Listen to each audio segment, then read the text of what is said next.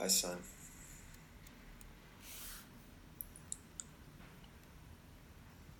I miss you so much.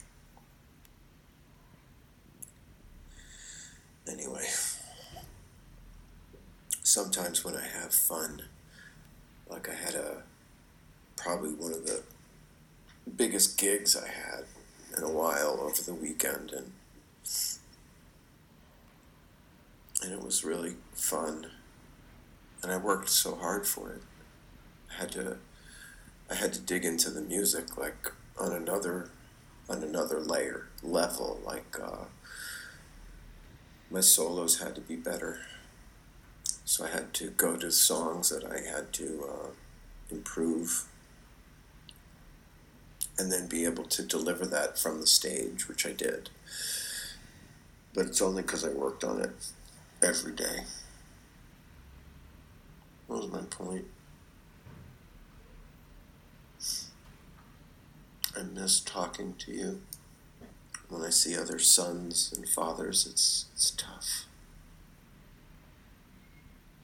because of how proud I was to be your father, and I wish you were still alive. And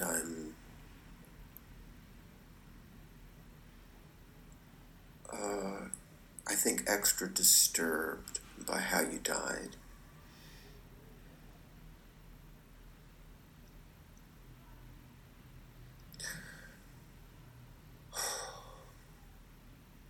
No one's ever going to see these, or if they do it, it doesn't really matter. But I still feel like there's just no justification or reason for you going back and and taking heroin.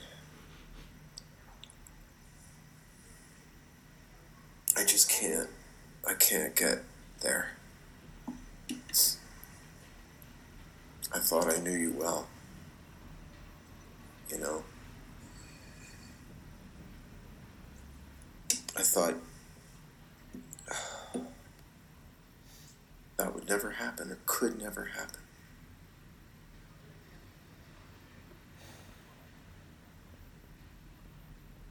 The last time we sparred seriously, you really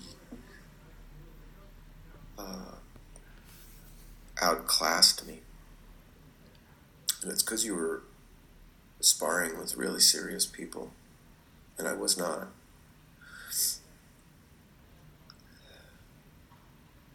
I mean, we had so much we could have done. And this whole show that I had to do with fathers and sons. You know, all these sons, and a father and other sons. And it's just bullshit. And anybody who fucking does this drug,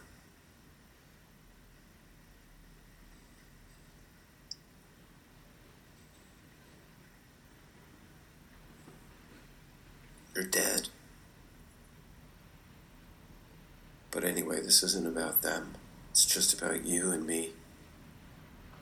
How could you do this? Leave me.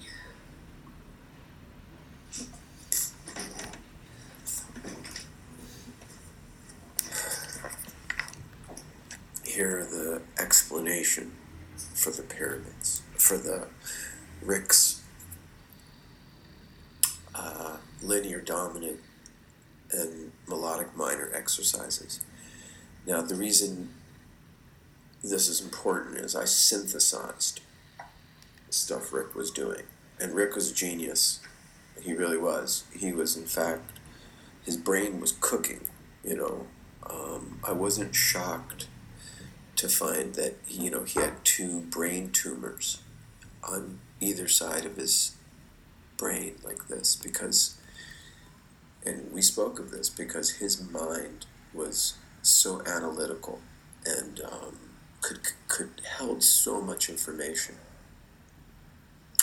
At one point, I had to tell him, like, dude, stop and let me process, you know. And in that time, I had to say to myself, okay, I need to take something from Rick. Rick is really trying to give me a bridges. And when I was developing my chords, which Rick loved, he, I showed him what I was doing with these. Rick didn't play with his fingertips like I did, so he was always kind of amazed that I was pulling off his material with my fingertips.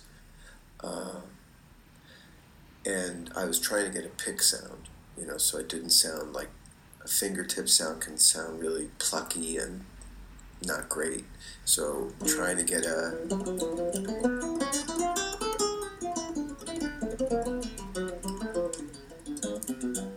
don't know if it sounds like a pick, but I'm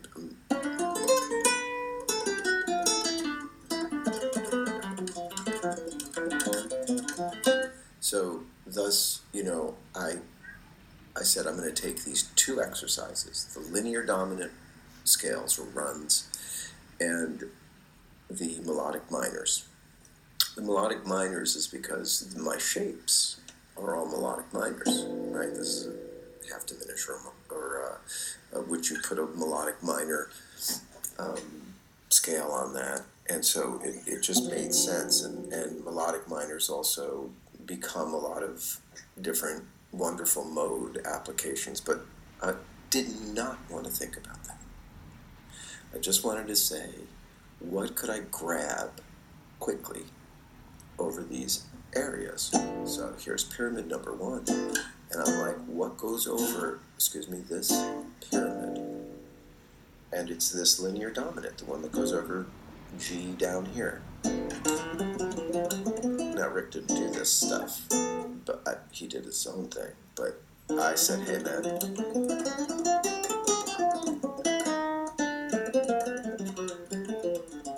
you should sing these two.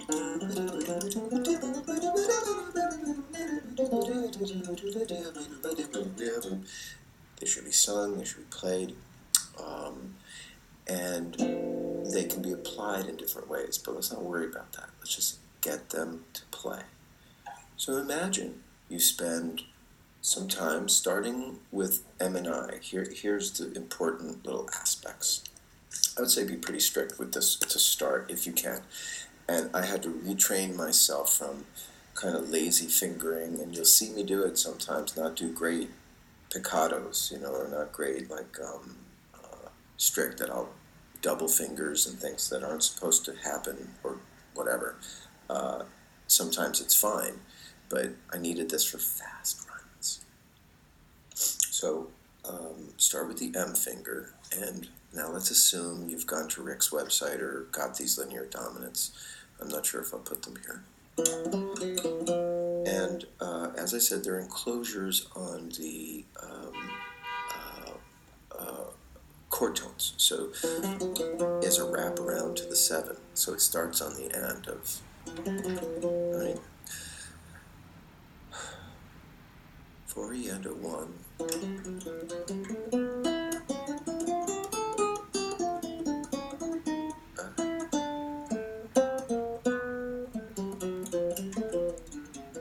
So you can hear them landing on 5s, 7s, 3s, 9s, 6. And so they sound great right away because they're just enclosures. But I'm not going to get into all that. I'm just going to say this is the stuff that you play in this area. And that's how I wanted to think about it. So the mechanics is what I want you to worry about. So start with the M and be strict for one of your passes.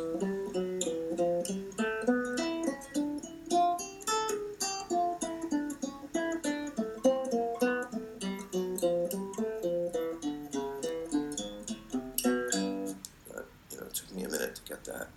And then same thing with the minor.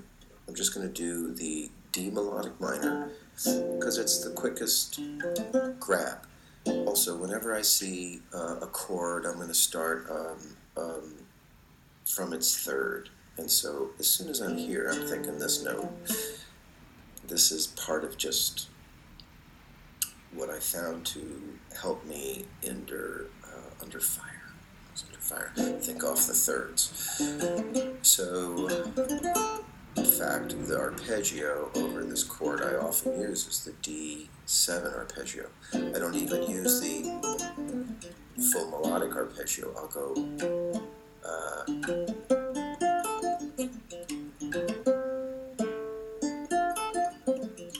sounds great off that's like a suspension sound.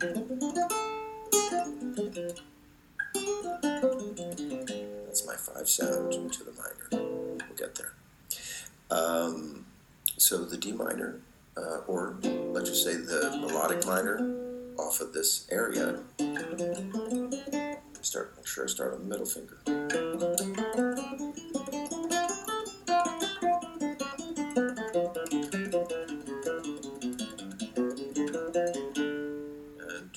And just, whenever I'm here,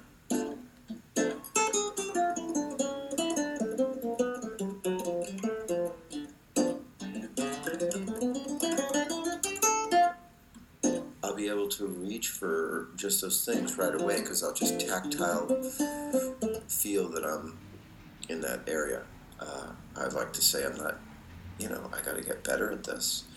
And one of the ways you do that, and you heard me just right there, is I'll grab a little piece and I'll use a piece of these things as a lick basis. So I know I'm in this area.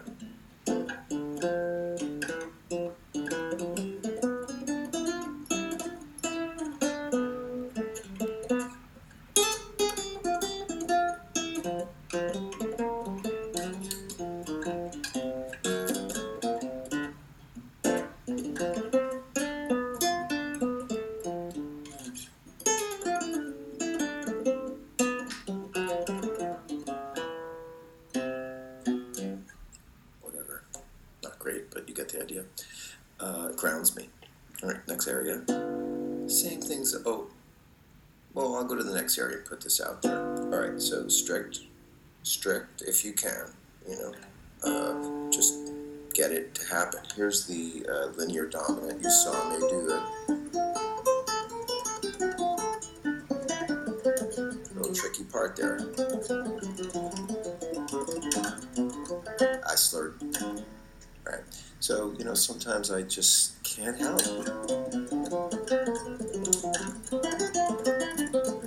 But you must control yourself. You must control yourself. Do it strict, if you can. And then mellow it out. And so here, what I like to do next is just the thumb on every single one.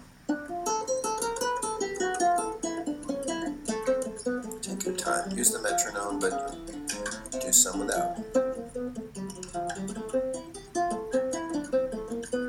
Next one, I do all slurs with the thumb. It's fine.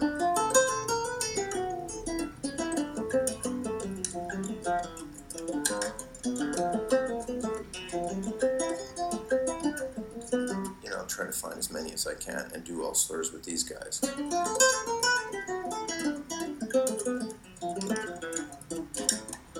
Etc. Next one. It's happening up here. This one is always a little tricky.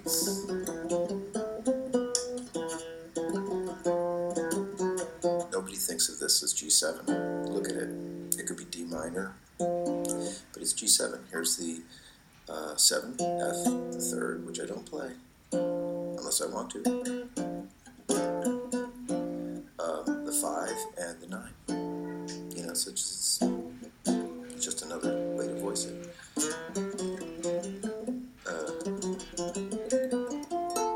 It's just a little tricky. Just get used to it. Excuse me.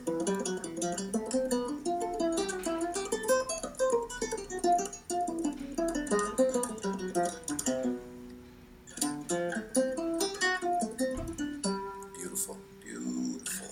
Come on. It's fucking beautiful. Rick. Shit, man. And that's how Rick played. He said, he said, like, this is what I play when I don't know what to play. I just will just like,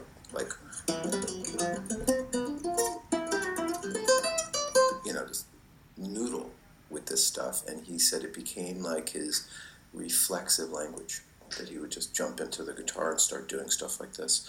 And that's the idea. When you start playing just enclosures around your chord tones, you're kind of free. You're not thinking of a scale. You're not thinking of anything. You just make sure you know the right notes, and then indicate them, play with them, avoid them. Anyway, next. This one starts on the upbeat. And do-do-do. Lovely. So I start with the I finger.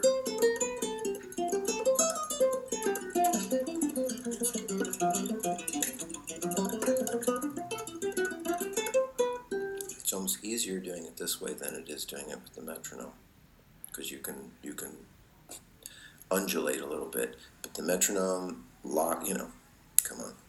I'm not even going to have a lecture about it. I call it 4.5 only because it doesn't have its own pyramidical, position all by itself, but I use this chord shape all the time. What it is it gives me the altered dominant right away off the third. That's one way to look at it. Or off the unaltered dominant off the seventh. And it's just a nice spiky little chord. And it's also really pretty here. You wouldn't think of this as being G7, but there.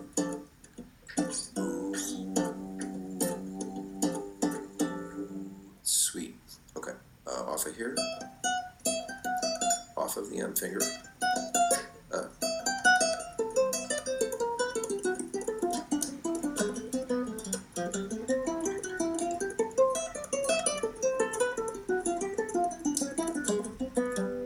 Tricky, this guy.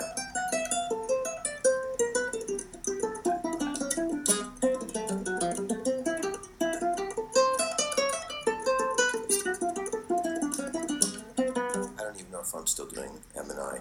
When I'm in there, I'm just surviving.